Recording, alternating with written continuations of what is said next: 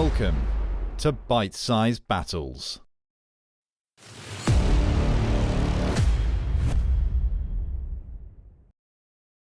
England's King Henry II screamed at the top of his lungs, almost incandescent with rage.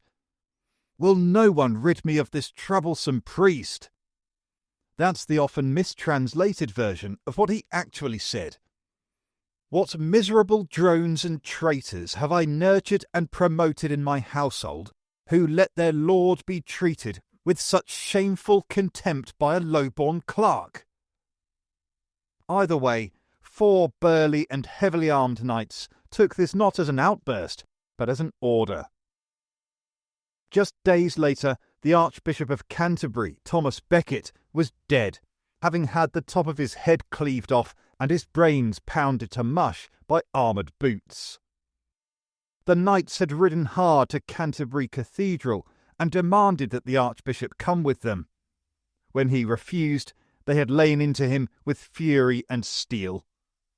Once his brains had been scattered across the floor, one said, "We can leave this place, knights. He will not get up again."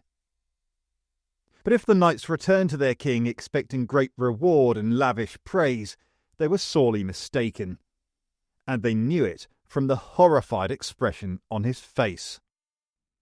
After the brutality of the civil war known as the Anarchy, Henry had spent the last 16 years putting his Angevin realm back together, and in the process becoming almost the darling of Western Europe, Christendom's preeminent and most loved king. Not anymore. The news of Becket's murder spread across England like wildfire. Everywhere that fire spread, it caused deep shock. The church all the way to the papacy was appalled, and indeed all of Europe was outraged. Henry blamed himself, and so did everyone else. He became an international pariah overnight. And worse, heaven itself wept for its fallen archbishop too. Henry of Huntingdon wrote, "The Lord's martyr, or rather the Lord for his martyr, seemed to seek vengeance for the innocent blood."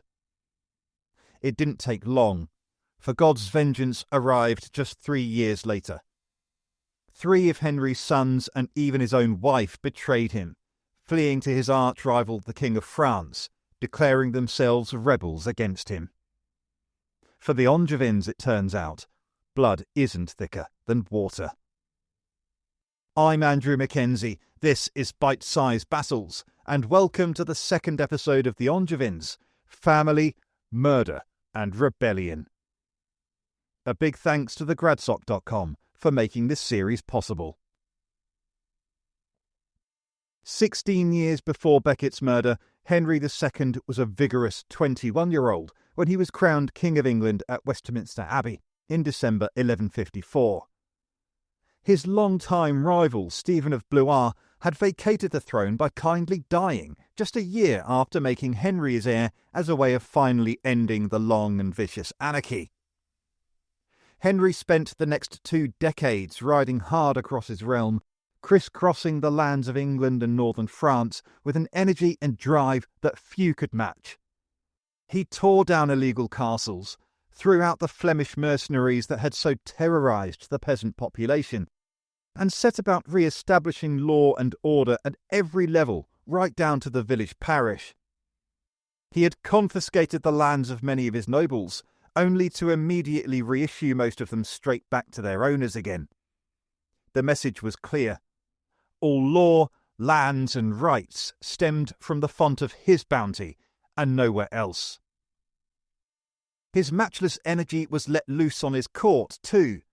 Gerald of Wales knew him well and describes him as being, quote, "addicted to the chase beyond measure.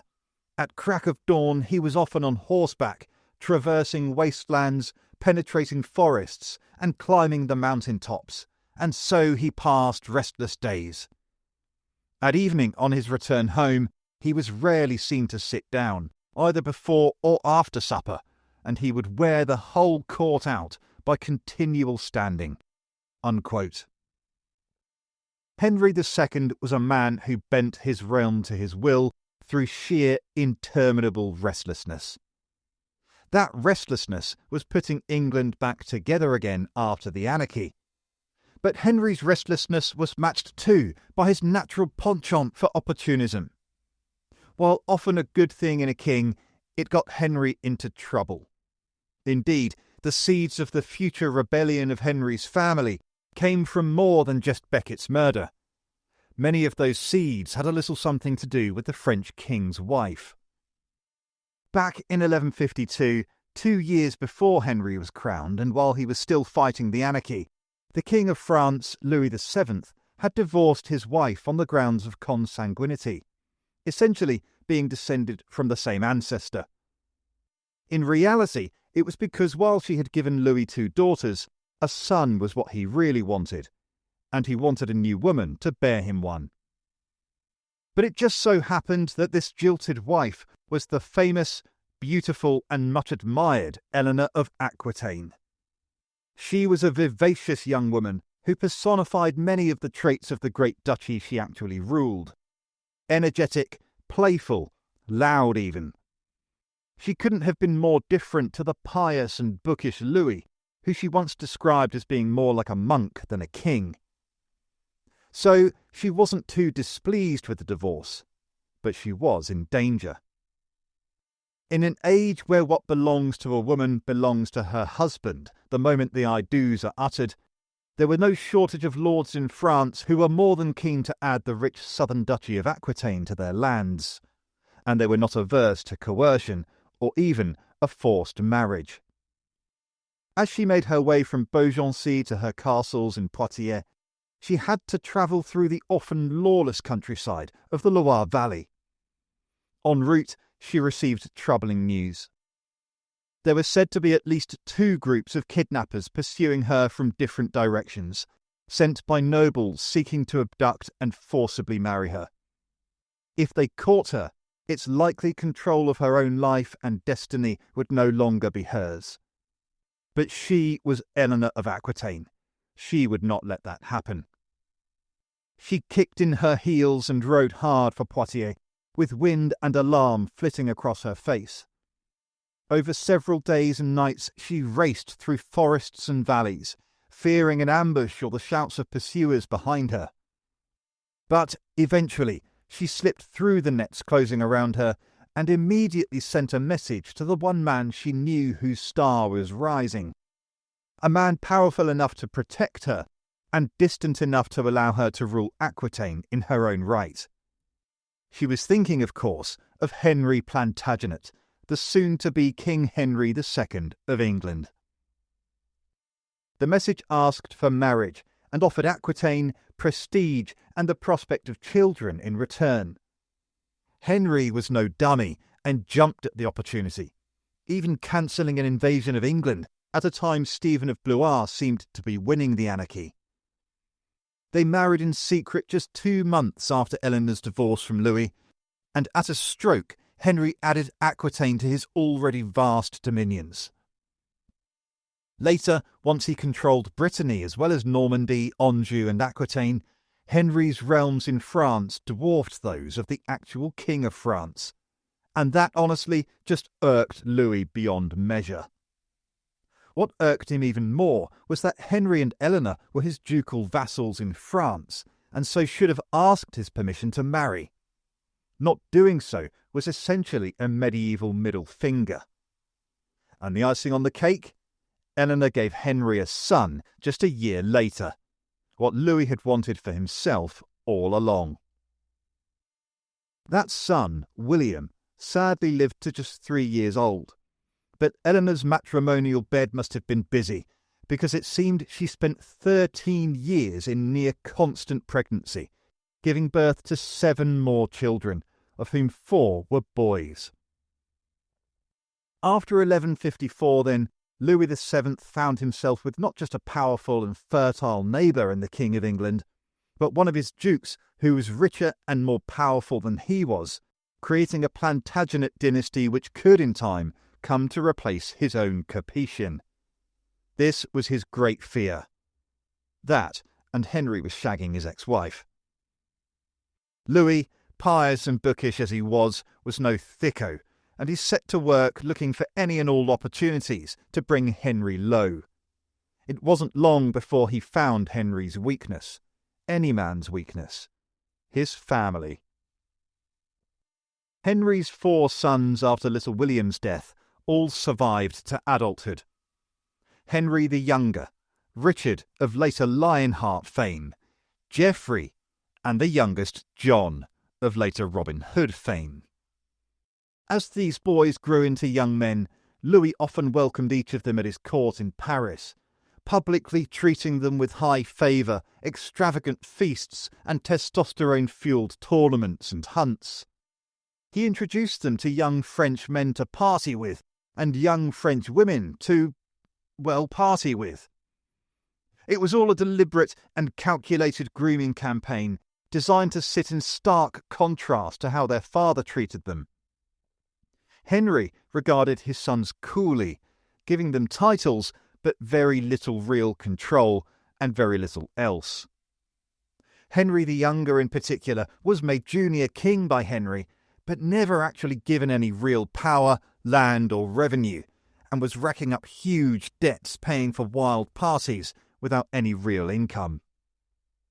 It all chafed against the 4 young Plantagenets' sense of honour, provoking simmering resentment and leaving them all with what was a real sense of distrust and dislike from their father. And what son wants to feel that? Against this backdrop, Louis's hedonism and praise must have poured into the voids Henry had left gaping open, filling the young men with pride and dignity, emphasising what they lacked from their father. Louis then had stacked the fire. Now all he needed was a spark, and Henry provided it with Becket's murder. Things between Henry and Thomas Becket had not always been fractious. Becket had once been a highly valued friend, chancellor and archdeacon to Henry. In 1158, Becket had even been sent to Paris to negotiate with the French king. Entrusted with showing off Henry's regal splendour to the French, Becket put on a show that would never be forgotten by any who saw it. One who did was a companion of Becket named William Fitzstephen, and he wrote an extraordinary and vivid account of their procession into Paris. Quote, "In his company he had some 200 horsemen, knights, clerks, stewards and men-in-waiting, men-at-arms and squires of noble family, all in ordered ranks. All these and all their followers wore bright new festal garments. He also took 24 suits and many silk cloaks to leave behind him as presents, and all kinds of party-coloured clothes and foreign furs, hangings and carpets for a bishop's guest room. Hounds and hawks were in the train, and 8 5-horse chariots drawn by shire horses. On every horse was a sturdy groom in a new tunic, and on every chariot a warden. 2 carts carried nothing but beer for the French, who were not familiar with the brew, a healthy drink, clear, dark as wine, and finer in flavour. Others bore food and drink, others dorsals, carpets, bags of night attire, and luggage in gold and silver. One horse carried the plate, the altar furnishings, and the books of a bishop's chapel. Every horse had a groom in a smart turnout. Every chariot had a fierce great mastiff on a leash standing in the cart or walking behind it, and every sumpter beast had a long-tailed monkey on its back. Then there were about 250 men marching 6 or 10 abreast, singing as they went in the English fashion. At intervals came braces of staghounds and greyhounds with their attendants, then the men-at-arms and boys and men carrying hawks. Last of all came the Chancellor and some of his friends. Arrived in Paris, he loaded every baron, knight, master, scholar and burgess with gifts of plate, clothing, horses and money." Unquote. What a spectacle it must have been, and to imagine the crowds cheering, men singing, pennants and bunting everywhere, the food, drink and sheer well-behaved raucousness. There isn't much I wouldn't give to be able to go back in time and see it. For Becket to be trusted like this showed how close he and Henry had once been. But for myriad reasons that we don't have time to go into, their relationship soured and soured fast. Essentially, its roots lay in who controlled the English church, the king or the clergy. When the Archbishop of Canterbury died in 1161, Henry spotted an opportunity and made his loyal friend Becket the new archbishop. With such an ally as the head of the English church, Henry felt sure that he would be able to do with it as he willed. But Becket seemed to have some kind of Damascene conversion, and instead of helping Henry, he used his role as archbishop to frustrate him and all his plans. Henry, for his part, was bewildered, and years later in 1170, his frustration eventually boiled over into that fateful outburst that prompted his knights to go a-hacking. Becket's murder came at a time when Louis's wooing of Henry's sons was reaching its peak, a time when Henry's sons almost looked more to Louis than Henry for fatherly displays of affection and respect. So Louis must have been jumping up and down with glee in the wake of Becket's murder, as Henry's fame turned to infamy and all of Western Christendom seemed disgusted. What secret conversations must have started then between Louis and Henry's sons? What sort of malicious rabble-rousing from the French king? Can you believe he did that? That's how he treats his friends. And you, his own sons, he barely treats better. Who's to say who's next? Why not take what's rightly yours now, before it's too late? By 1173, Louis had whispered sufficient poison into their ears that 3 of the 4 had erupted into open rebellion: Henry the Younger, Richard, and Geoffrey. It's said that John was Henry's favourite, but it's not clear whether that was the cause or effect of John staying out of it. That he was only 7 or 8 at the time might have had something to do with it. What's most surprising, though, is Henry's wife, Eleanor's involvement. She had no real love for Louis, who, remember, was her ex-husband. It may have been because Henry disallowed her any real power in the Duchy of Aquitaine, which was her birthright, in the same way he disallowed his son's power. Whatever the case, Henry was visibly shocked by their betrayal. It must have stung that his sons had gone to Louis, who now supported them not just with words, but with French armies too. But in typical Henrician style, he moved fast, too fast for his now enemies. Eleanor was captured early, making yet another perilous journey through France, this time in the opposite direction. She couldn't evade her pursuers this time, and was banged up in various states of house arrest for the rest of Henry's life. Next, Henry sent messengers to Paris, where his treacherous sons coalesced with Louis, asking them to return to him. Louis interrupted the messengers. "Who asks?" "The King of England," they retorted. "Not so," Louis replied brazenly. He looked at Henry the Younger. "The King of England is here." There was no coming back now. War was upon them. Joining Henry's sons were several northern English earls, and even the King of Scotland, William the Lion, who hoped to be rid of Henry's domination. Aside from his growing list of enemies, Henry, I think, must have been delighted on hearing that William the Lion had declared against him.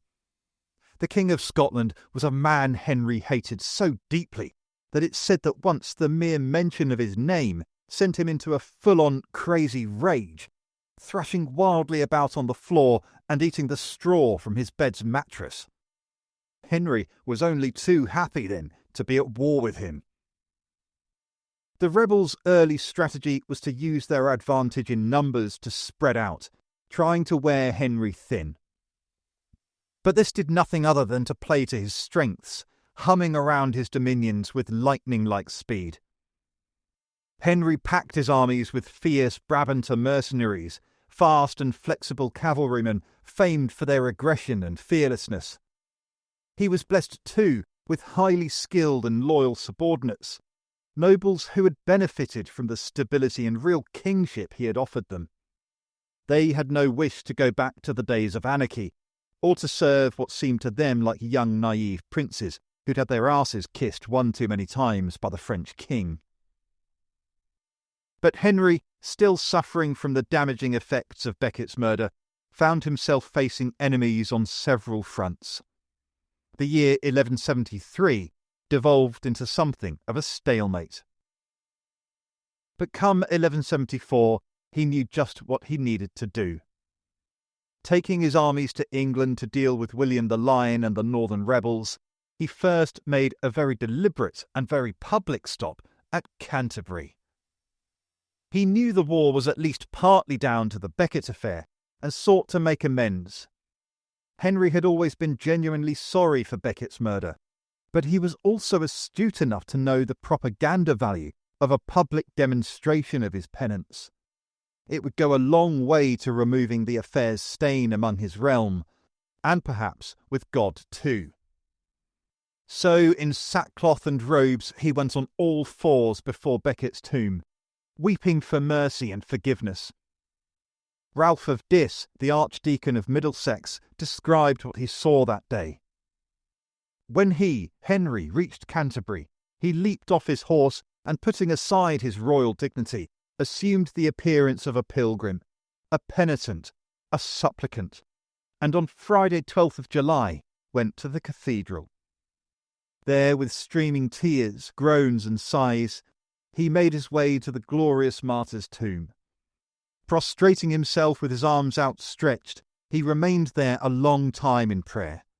He spent the rest of the day and also the whole of the following night in bitterness of soul. There is no doubt that he had by now placated the martyr. God and Becket must have been watching, because the very next morning, far away in the north of England, William the Lion was captured. It's called today the Battle of Alnwick, but it would be better to describe it as a small massacre. William had spread his considerable army out to try to overwhelm several English strongholds at once. He succeeded only in making himself vulnerable. Just after dawn on 13th of July 1174, he was still drowsy with sleep when he heard the dread drum of thousands of horses' hooves pounding the ground. Crashing out of his tent, his eyes widened in horror at the sight of 400 English knights charging him and his personal bodyguard of just 60 men. The Lion may have made a serious strategic mistake, but there's a reason he got his nickname. Leaping onto his own horse, he led his small band in a ragged head-on countercharge, shouting, "Let's find out who knows how to be a soldier." The crush as the two forces came together must have been atrocious, as mailed and helmed men hit each other at full gallop. Several lances struck home on both sides, stealing lives away as screams rent the air and blood and guts decorated the sides of horses. Men were thrown from the saddle and winded as they hit the ground with sickening thuds. It was the Scottish knights, brave as they were, who bore by far the worst of it, pierced by lance and cleaved by axe, not through lack of skill, but by sheer numbers. Every one of them was killed under a frenzied hail of steel-tipped strikes. William's horse was killed from under him, and only he was taken alive. Henry was wild with glee when he heard. In Henry's absence from the continent, Louis VII and Henry the Younger had attempted a rapid siege of Rouen. But such was the speed of Henry's victory in England that he was back in France just a month later. With him he brought ferocious Welsh mercenaries, added them to his wild Brabanters, and marched in relief to Rouen. Henry the Younger no doubt wanted a battle, but Louis had been exposed as a bad general and a slow leader. He surrendered, and what became known as the Great War was over. In victory, Henry was at his zenith. His rival Louis had been embarrassed, and William the Lion forced to submit to formal English overlordship, Henry forgave his sons and even granted them a little power and money. They, chastised, made amends, and took armies off in their father's name to snuff out the last embers of their own rebellion. And Henry had even rid himself of the curse of Thomas Becket. He was once again the preeminent lord of Western Christendom. He spent the next decade in relative peace, using the stability he had won to reform English law, establishing an early version of a Supreme Court, and reinforcing the principle that the law applied to all, even the most powerful. There's still ideas that resonate today. But while the transformations to England's legal system lasted, unfortunately for Henry, his peace didn't. By 1183, Henry had turned 50. He was feeling old. For all his energy and vigour, age was catching up with him. The autumn of his life must have felt like it was turning to winter. Louis VII, his rival of 3 decades, had died himself just 3 years earlier. Louis's son, Philip II, had inherited the French throne at just 15 years old, just a year older than Henry's youngest son, John. The problem for Henry was that for all his wisdom, military brilliance and sound administrative mind, he simply could not manage how to divide the Angevin dominions amongst his sons in a way that gave them power and prestige, but ultimately left him in charge. He clearly loved his sons. He must have done to have forgiven them so quickly after their rebellion against him. But it seems he never truly trusted them to be able to rule on their own, and that was his fatal mistake. Into the void of indecision and obscurity over inheritance rights poured Henry the Younger's posturing pride. He picked a fight with his brother Richard over Aquitaine, which was supposed to be Richard's inheritance as Duke. That Henry the Younger would have inherited the entire realm as king doesn't seem to have allayed him. War broke out between the two, with the new young French king Philip II, of course, rumoured to be stoking the flames. Philip had a close friendship with Henry the Younger and likely encouraged this war. It was, in effect, a second betrayal of his father, and he was joined too by Geoffrey. The realisation of their repeated treachery must have hit Henry like a hammer, and he had no choice but to back Richard. It was a short war, lasting only 3 or 4 months, and in that time Henry the Younger proved himself to be what his potential had always promised, an arrogant and murderous thug. He attacked and robbed townsfolk, mistreated diplomats and messengers, ransacked churches and shrines. Perhaps he aroused God's anger because it wasn't any battle or victory that brought the war to a close, but a sudden, desperate illness. He caught dysentery, known then as the bloody flux. As his intestines swelled with infection, he writhed in agony, lying in incessant bouts of his own appalling bloody excrement. After perhaps 2 or 3 days of that, he died. King Henry was distraught at the death of his heir, in spite of his second rebellion. It's rumoured that Henry said, "He cost me much, but I wish he had lived to cost me more." You can almost hear the heartbreak in his words. But sadly for Henry, his heartbreak wasn't over. Just 3 years later, his third son, Geoffrey, was dead too, badly injured in a tournament in Paris. Henry had forgiven Geoffrey again after his second betrayal with Henry the Younger, but his death cast further cold and bitter rain upon Henry's final years. But even now, the filial pain still wasn't over. He still could not formalise what the Plantagenet inheritance should be. He had tried to offer Richard the position as heir, but told him that he would have to give up his Duchy of Aquitaine to John. Richard wanted to be heir, but wanted Aquitaine too. Henry's indecision and Richard's stubbornness led to Richard believing that in the end, Henry was going to name John as his heir instead. At a summit meant to try to negotiate their way through all this murky rancour, a bitter argument broke out between Henry and Philip II who as the King of France had a vested interest and right to be at a summit to resolve who would be his vassals and of which lands. Ever wanting to weaken Henry's Angevin Empire, Philip had of course been feeding Richard's fears, at the same time as following his father's strategy of befriending the young Plantagenets. He had spent months plying Richard with dinners, hunts, tournaments and honour, and Richard had fallen for it. Rounding on his father at the summit, Richard suddenly demanded to know whether Henry intended to make John his heir. Henry, for some reason, said nothing. According to Angevins of Canterbury, Richard stood there in an almost trance-like state of disbelief, perhaps waiting, willing his father to say no. But no never came, and Richard eventually snapped, saying, "Then I can only take as true what had previously seemed incredible."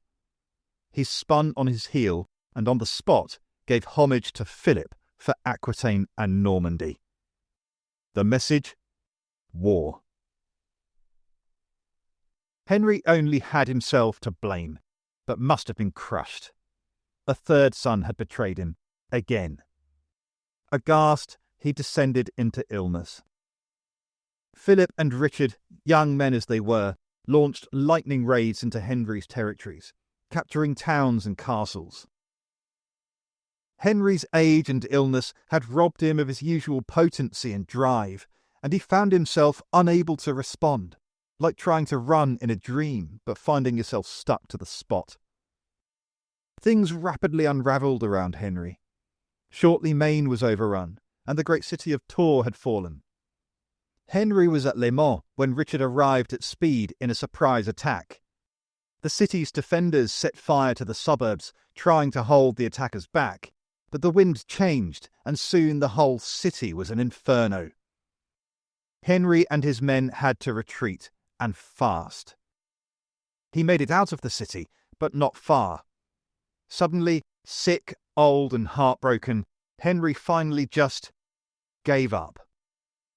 He made his way to one of his favourite castles at Chinon, and lay in bed for 2 weeks, steadily weakening. Finally hauling himself out of bed, sweating and shaking, he met Richard and Philip for negotiations at Balin. There he made a humiliating peace that amounted to finally naming Richard as heir to all Angevin lands, and giving Philip key castles and compensation for his troubles. Having been carried back to Chinon on a litter, and with his strength failing fast, Henry asked for a list of all those who had gone over to Richard's side. His attendants came back, unrolled a scroll, and hesitated. The first name on the list was Henry's favourite son, John. The shock and grief was too much to bear. John had been the only one of Henry's sons to have never betrayed him, so this was the final nail in Henry's proverbial coffin, and led directly to his real one. Overcome with heartbreak, Henry succumbed quickly to his illness and died the 6th of July, 1189. Henry's fortunes during his life had risen and fallen like a rough sea. This was a man who had begun fighting the Anarchy at just 15 and was crowned king as a vibrant 21-year-old. He was the man who had put England back together again and extended Angevin rule into both Aquitaine and Brittany. The fatal error was Becket's death, and from there, while he certainly had huge successes, it was all a slow strategic decline in the face of Richard's rise and Philip II's ascension to the French throne. In many respects, Henry was a great king. It was he who extended the Angevin Empire to its greatest extent. That he eventually died heartbroken and humiliated by his own family, as well as his French rival, feels painful, even over 800 years later. But in many ways, Henry only had himself to blame, the seeds of his disaster being sown first in Becket's murder, and then in his failure to properly promote and groom his children for rule. His legacy, though, is immense, both in the stability he created for England and its laws, and in the fact that 2 of his children would become among the most famous Englishmen to have ever lived. Out of his shadow stepped Richard. He was now the King of England, and was shortly to show all of Europe and the rising Muslim world of the Levant why he would soon be called Lionheart. Join me next time. Thanks for listening. See you then. Follow us on Instagram at Bite-Sized Battles, and if you can, support us on Patreon through the link in our Instagram bio.